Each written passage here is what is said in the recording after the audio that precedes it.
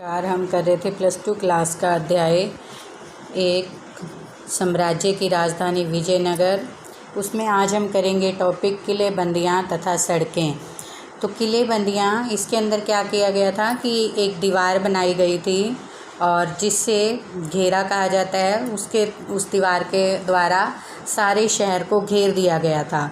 तो 15वीं शताब्दी में फ़ारस के शासक द्वारा कालीकट भेजा गया एक दूत जिसका नाम था अब्दुल रज्जाक, वह भेजा गया था और वह जो था वह इस किलेबंदी से बहुत प्रभावित हुआ था और उसने दुर्ग को 7 पंक्तियों में जो है उसका वर्णन किया है। यानी कि दुर्ग को जो किला बनाया गया था, जो किलेबंदियाँ की गई थी, वो 7 प्रकार की गई थी, उसका उसने वर्णन किया है। तो पहले जैसे जो दीवार होती थी, जो शहर था उसके चारों तरफ जो पहाड़ियाँ थी, पहाड़ियों के साथ दीवार बना दी गई थी और जिसको जो है पूरे जो शहर था उसको किलेबंद कर दिया गया था। और जो ये विशाल संरचना थी, इसको शुंडाकार जो आकृति होती है वो कुछ इस आकार की होती है, शुंडाकार आकृति जो है वो कहा गया है। और इसके अंदर जो पत्थर के टुकड़े लगे हुए थे वो फनाकार लगे हुए थे, जिसके कारण वे एक स्थान पर टिके रहते थे। अब फनाकार यानी कि नुकीले पत्थर जो होते थे वो कुछ इस आकार के होते थे और उनको कुछ इस तरह से, एक सीधा और एक उल्टा, इस तरह से जो है वो रखा जाता था और वो एक दूसरे में फंसने के कारण टिके रहते थे। गारे आदि मिट्टी का प्रयोग जो है वो नहीं किया जाता था और दीवारों के अंदर का भाग जो होता था उसमें मिट्टी और मलबे का मिश्रण बना हुआ होता था और वर्गाकार तथा आयताकार बुर्ज जो है वो बाहर की ओर निकले हुए होते थे। तो ये जो महत्वपूर्ण किले बनाए गए थे, इसमें खेती को भी घेरा गया था। और जो अब्दुल रज़्ज़ाक है वो लिखता है कि पहली और दूसरी और तीसरी जो दीवारों के बीच जुते हुए खेत थे, बगीचे थे और आवास थे। इस पहली परिधि में शहर में प्रवेश द्वार तक दूरी बहुत है और जिसमें खेत हैं, वहाँ पर धान उगाते थे और कई उद्यान हैं और उनके अंदर ही जैसे जो बनाया जाता था वो अन्नागार भी बनाया जाता था और वहाँ पर अन्न को सुरक्षित रखा जाता था। और दूसरी किलेबंदी में नगरीय केंद्र के आंतरिक भाग के चारों ओर बनी हुई थी और तीसरी जो थी वो शासकीय केंद्र को घेरा गया था, जिसमें इमारतों के प्रत्येक समूह को बहुत ऊंची दीवारों से घेरा गया था। दुर्ग में प्रवेश द्वार के लिए अच्छी तरह सुरक्षित प्रवेश द्वार थे जो शहर के मुख्य सड़कों को जो है वो जोड़ते थे। प्रवेश द्वार जो होते थे वो विशिष्ट स्थापत्य कला के नमूने थे और अक्सर इन संरचनाओं को परिभाषित करते हैं, जिसमें प्रवेश द्वार को जो है प्रवेश द्वार से नियंत्रित करते हैं।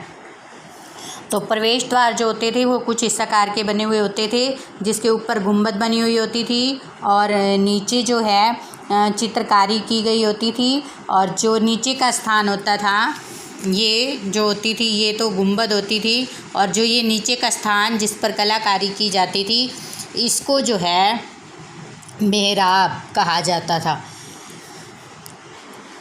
पुरातत्वविदों ने शहर के अंदर तथा वहाँ की जो बाहर आने वाली सड़कों का अध्ययन भी किया है। इनकी पहचान प्रवेश द्वारों से होकर जाने वाले रास्तों के अनुरेखण तथा फर्श वाली सड़कों की खोजों से की गई है। सड़कें जो थी वो सामान्यतः पहाड़ी भूभाग से बचकर घाटियों से होकर ही इधर उधर घूमती थी और इसमें सबसे महत्वपूर्ण सड़कों में कई मंदिर और प्रवेश द्वार के आगे बढ़ी हुई थी और इनके दोनों ओर बाजार जो थे वो होते थे। फिर आता है शहरी केंद्र की ओर जाने वाली सड़कों पर चलें तो सामान्य लोगों के आवासों के अपेक्षाकृत कम पुरातात्विक जो है वो साक्ष्य मिलते हैं। पुरातत्वविदों ने कुछ स्थानों, जिनमें शहरों का केंद्र का उत्तरी पूर्वी कोना भी शामिल है, में परिष्कृत चीनी मिट्टी पाई है और इसका उनका सुझाव है कि हो सकता है कि इन स्थानों में अमीर व्यापारी रहते हों। यह मुस्लिम रिहायशी मुल्ला भी था जहाँ स्थित मकबरों तथा मस्जिदों के विशिष्ट कार्य हैं। फिर भी उनका स्थापत्य हम्पी के मिले मंदिरों में मंडपों के स्थापत्य कला से जो है वो मिलता जुलता है। उसके बाद आता है राजकीय केंद्र। राजकीय केंद्र बस्ती के दक्षिण पश्चिमी भाग में स्थित था। हालांकि इसे जो है सम्मिलित समझा जाता था, लेकिन यहाँ पर जैसे मंदिर और संप्रदायों के प्रश्रय लेना शासकों के लिए महत्वपूर्ण होता था, जो इन देव स्थलों में प्रतिष्ठित देवी देवताओं के संबंध के माध्यम से अपनी सत्ता को स्थापित करने में तथा वैधता प्राप्त करने में प्रयास कर रहे थे। और लगभग 30 संरचनाओं की पहचान जो है महलों के रूप में की गई है, और ये अपेक्षाकृत उनसे बड़ी संरचनाएं हैं जो अनुष्ठानिक कार्यों से संबंधित नहीं होती थी।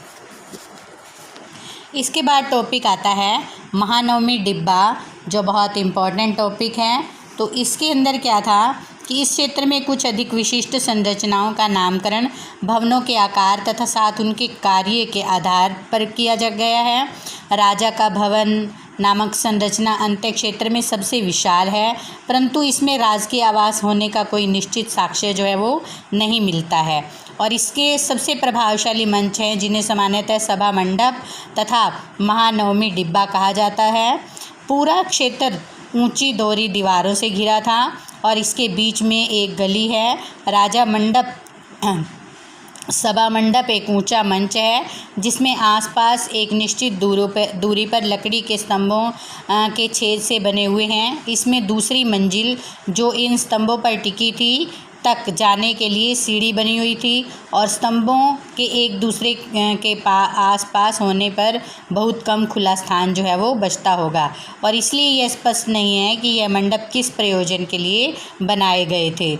शहर में सबसे ऊंचे स्थानों में से एक स्थित महानवमी डिब्बा एक विशालकाय मंच है जो लगभग 1100 वर्ग फीट के आधार से 40 फीट की ऊंचाई तक जाता है। ऐसे साक्ष्य मिले हैं जिनसे पता चलता है कि इस पर एक लकड़ी की संरचना बनी थी और मंच का आधार जो है वो उभारदार उत्कीर्ण से पटा हुआ था, यानी कि उसी से बना हुआ था। और इस संरचना के जुड़े अनुष्ठान संभवतः सितंबर तथा अक्टूबर के शरद मासों में मनाए जाते थे। 10 दिन के हिंदू त्यौहार जिसे दशहरा, दुर्गा पूजा तथा नवरात्रि, महानवमी नामों से जाना जाता है, महानवमी के अवसर पर निष्पादित किए जाते थे। यानी कि जो नवमी है, जो जैसे दुर्गा पूजा की जाती है, नवरात्रि जो है वो जो है ये यहाँ का मुख्य पर्व होता था। और जैसे आज भी हमें साक्ष्य मिलते हैं और आज भी ये नवमी या फिर जैसे नवरात्रि जो है वो मनाई जाती है और पूरे भारत में ही मनाई जाती है। और जैसे जो धर्मानुष्ठान किए जाते थे, मूर्ति पूजा की जाती थी, तो वहाँ पर घोड़े की पूजा, भैंसों तथा अन्य जानवरों की बलि जो है वो इसके अंदर दी जाती थी। नृत्य, कुश्ती, और राजा जो है वो अपना जैसे बल जो है वो दिखाता था, और सैनिकों की शोभा यात्रा के साथ प्रमुख नायक और अधीनस्थ राजाओं द्वारा राजा और उसके अतिथियों को दी जाने वाली औपचारिक भेंट जो है के अवसर भी इसका प्रमुख आकर्षण का केंद्र थे। और महानवमी डिब्बा जो आज अस्तित्व में है वह इस विस्तृत अनुष्ठान का केंद्र था। यहाँ पर यानी कि जो जैसे दुर्गा पूजा की जाती थी या फिर नवरात्रे मनाए जाते थे, इन सब का अनुष्ठान केंद्र था। और विद्वान जो है वो मानते हैं कि संरचना के चारों ओर का स्थान जो है वो सशस्त्र आदमियों, औरतों तथा बड़ी संख्या में जानवरों की शोभा यात्रा के लिए पर्याप्त नहीं था। और राजकीय केंद्र में स्थित कई और संरचनाओं की तरह यह भी पहेली बना हुआ है। इसके बाद आता है राजकीय केंद्र में स्थित अन्य भवन। जो राजकीय केंद्र के सबसे सुंदर भवन में एक था लोटस महल, और जिसका यह नामकरण 19वीं शताब्दी के अंग्रेज यात्रियों के द्वारा किया गया था। हालांकि यह निश्चित रूप से रोमांचक है, लेकिन इतिहासकार इस बारे में निश्चित नहीं है कि यह भवन किस कार्य के लिए बनाया गया था। जैसे इसके एक सुझाव में तो मैकेंजी द्वारा बनाए गए मानचित्र से मिलता है, वो यह है कि जैसे परिषदीय संसद था, यहाँ राजा अपने परामर्शदाताओं से मिलता था। हालांकि अधिकांश मंदिर धार्मिक केंद्र में स्थित थे, लेकिन राजकीय केंद्र में भी कई थे, और इसमें से एक अत्यंत दर्शनीय को हजार राम मंदिर कहा जाता है। इसका प्रयोग केवल राजा और उसके परिवार के द्वारा ही होता था। जो हजार राम मंदिर था उसका प्रयोग केवल राजा और उसके परिवार के द्वारा ही किया जाता था। और बीच के देवस्थल की मूर्तियां वहाँ पर नहीं हैं, लेकिन दीवारों पर बनाए गए पटल मूर्तियां जो हैं वो सुरक्षित हैं। इसमें मंदिर की आंतरिक दीवारों पर उत्कीर्ण रामायण के लिए गए कुछ दृश्य सम्मिलित हैं। और शहर के आक्रमण के पश्चात विजयनगर की कई संरचनाएं जो हैं वो नष्ट हो गई हैं और नायकों के महल नुमा संरचनाओं के निर्माण की परंपरा को जारी रखा गया है। और इसमें कई जो भवन हैं वो आज भी अस्तित्व में हैं। धन्यवाद। आज हम इतना ही करेंगे। आप अपनी NCERT की बुक में से आप इसको अच्छे से रीड कर सकते हो।